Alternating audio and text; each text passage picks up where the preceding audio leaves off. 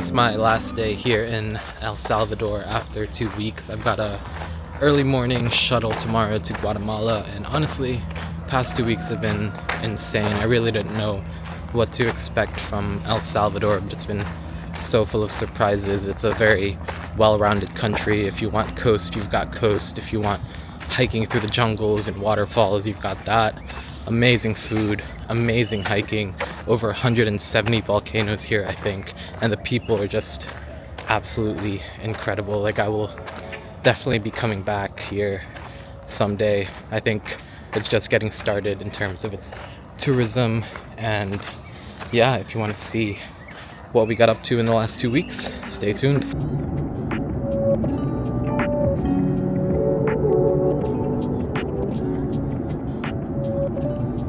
We kick off our adventures in El Salvador's historic, culturally rich, and just incredibly fascinating capital city of San Salvador. Despite being the largest city in the country, it is often overlooked and skipped over in favor of El Salvador's more coastal and mountainous destinations, and I get it. But I wanted to get my feet set, so I spent quite a few days in San Salvador, and while on paper, it might not be the most exciting travel destination, I did find it extremely intriguing. El Salvador, while it is growing in popularity, has long been an overlooked travel destination, and perhaps rightfully so. This tiny country has made no shortage of international headlines, early on as one of the world's most dangerous countries, and more recently for its radical approach into solving that problem. It has been a target of worldwide controversy, and global media has not shied away from condemning or praising El Salvador's drastic methods to accomplish that transformation, as if it were a black and white issue and not the extremely complex situation that it is. And with San Salvador being home to almost half of El Salvador's entire population, it is the ultimate microcosm to try and learn and understand what has been going on in the country and what the future holds for El Salvador.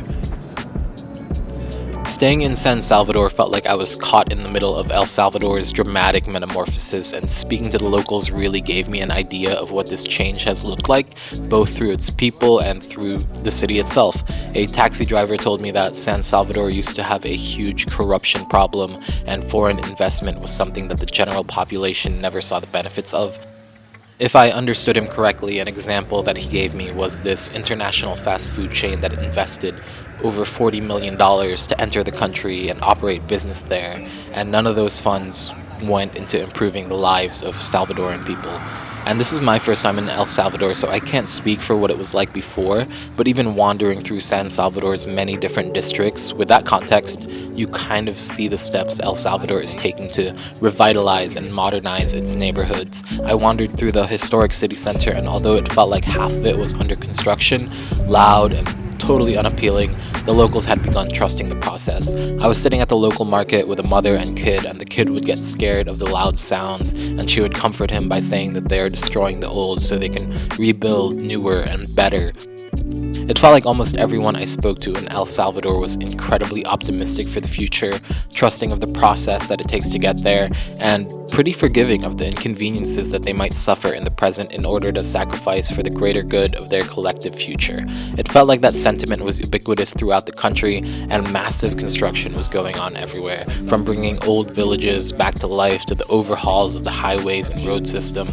I mean, take a walk through the Zona Rosa neighborhood of San Salvador and you just feel like you are in the future, with its towering silver skyscrapers, modern shopping malls, a massive Google building, museums, and while those museums are fairly small, they are on par with among the best in this subcontinent.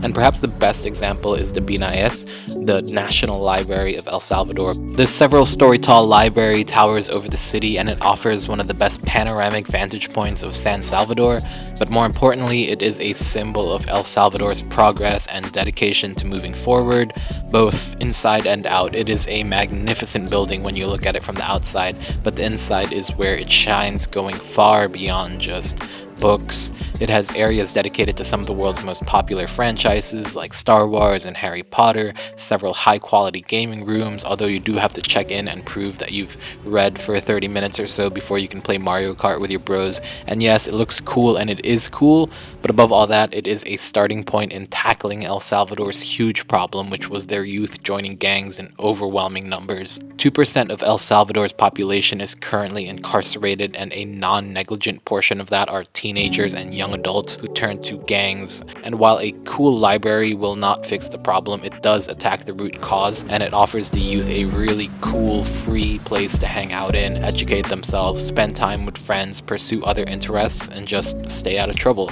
It is a multi-pronged approach that helps tackle the problem now, but also ensures that the problem won't pop back up again in the future generations. Things like that, and hosting events like Comic-Cons or anime conventions or whatever. This was at the National Art Museum. Like, you know, if the teens are walking around wearing fuzzy tails instead of turning to violins, then a win is a win.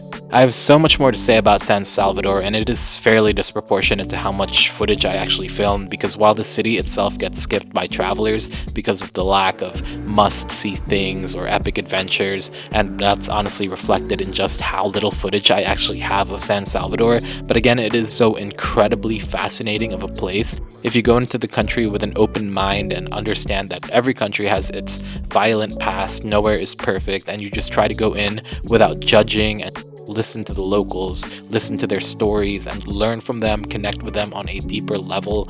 Right from the get-go, I felt like Salvadorans were among the friendliest, kindest, most welcoming people I have ever met. It was honestly not something I expected here in Latin America, like perhaps in my early days of traveling through the region, but it has become so popular among travelers that many locals view tourists as a conveyor belt of nuisances or potential people to make money off of, and are generally jaded by travelers to the point that you kind of blend in with the crowd. That has its perks, of course, but being in El Salvador, where everyone spoke to you, welcomed you, and you could feel their pride that you were visiting their country, that you chose to be in El Salvador, it was meaningful. It was heartwarming. Everyone put in the effort to make sure that we were having the best possible time that we could be having. Every interaction felt genuine, meaningful, and within just a day or two, I already felt so at home in El Salvador, like I could trust everyone and that I would be taken care of if I needed anything at all. Again, oftentimes it is the people, the interactions, the culture, and the context that can make a destination great.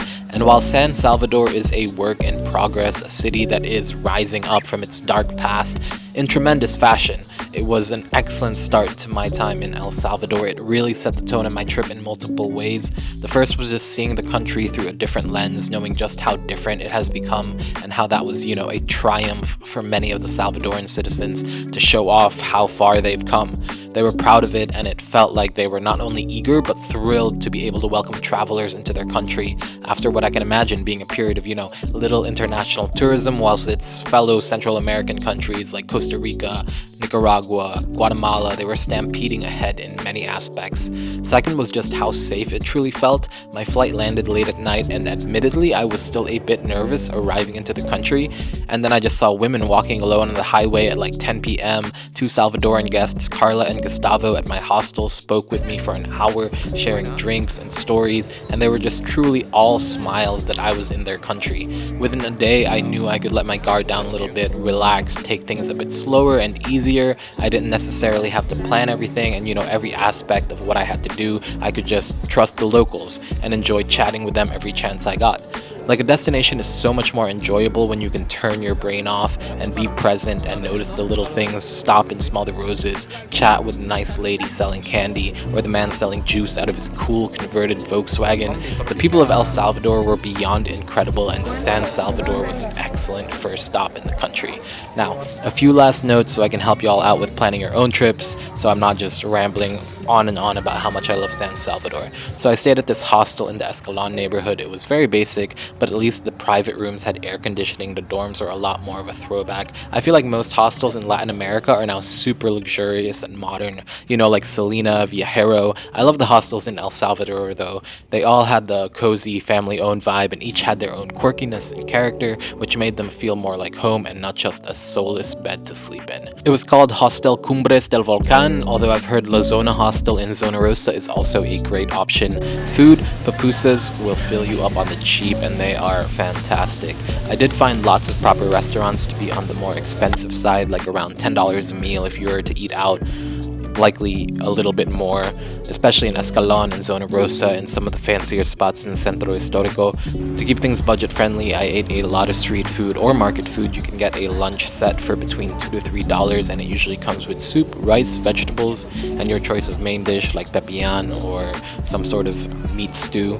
Of course, lots of pupusas were consumed, and with each one being about $1 to $2, it was the perfect budget-friendly meal to keep you filled up for a day's adventures. I'm personally extremely fond of camarón y queso, shrimp and cheese. Overall, El Salvador is pretty affordable. My hostel was $13 a night for a dorm room and $50 when we switched over to a private room. Uber works in the city and each taxi ride costs about $3 to $5. I think you can go anywhere in the city for under $10. Public transportation is an option too. There is no metro system, but there are tons and tons of buses. These local buses are known to foreign travelers as chicken buses because locals often bring everything on them, including live animals such as chickens. My favorite thing about them is that they are just old American school buses that have been redecorated and repurposed. You will find these all over Central America, but they never get old. Each one of them is so uniquely designed, and sometimes the designs are just full-on comedic. Like you'll have a bunch of GTA strippers on one side and then Jesus is my shepherd plastered on the windshield.